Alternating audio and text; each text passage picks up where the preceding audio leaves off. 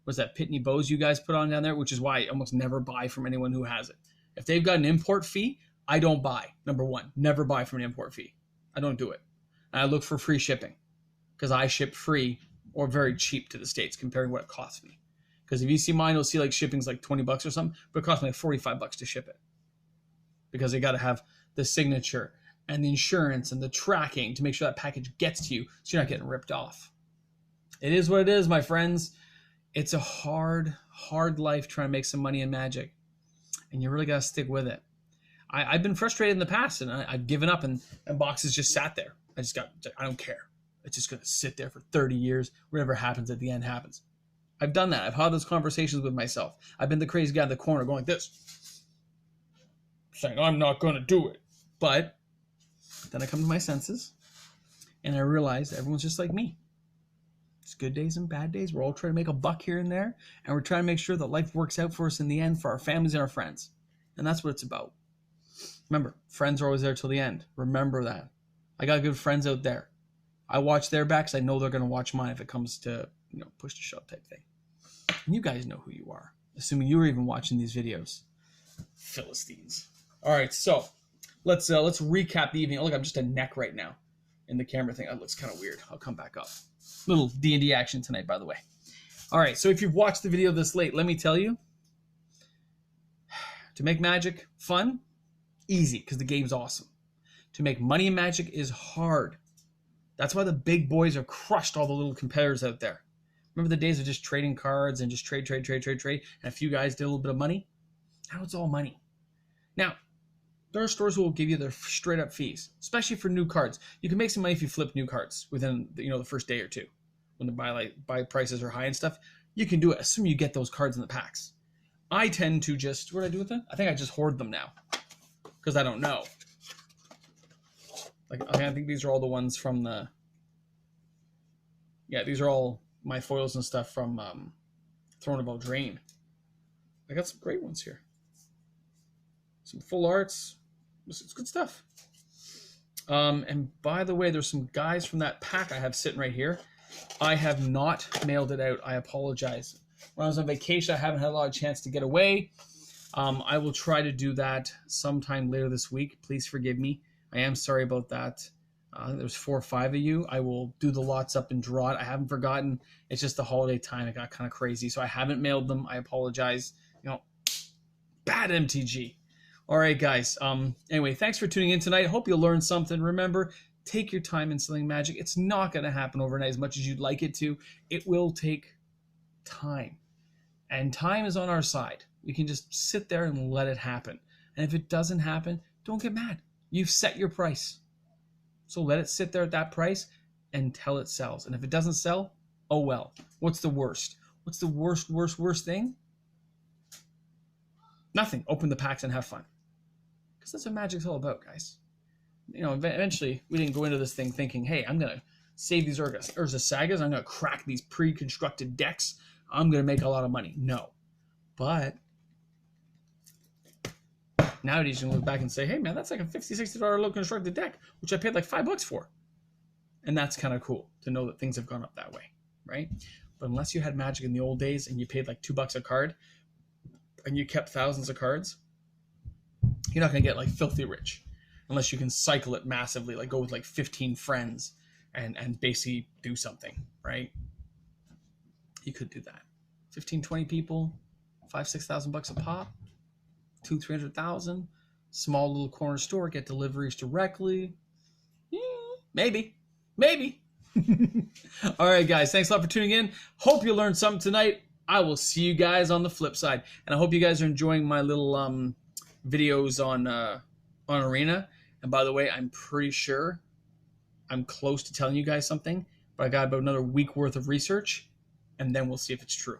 Okay, thanks a lot for tuning in, guys. Have a great one tonight. Remember, take a friend to Magic, support your local store. They deserve it. I know they charge a few bucks more, but they got to stay in business too, right? That's our place to meet people. All right, guys, have a great one.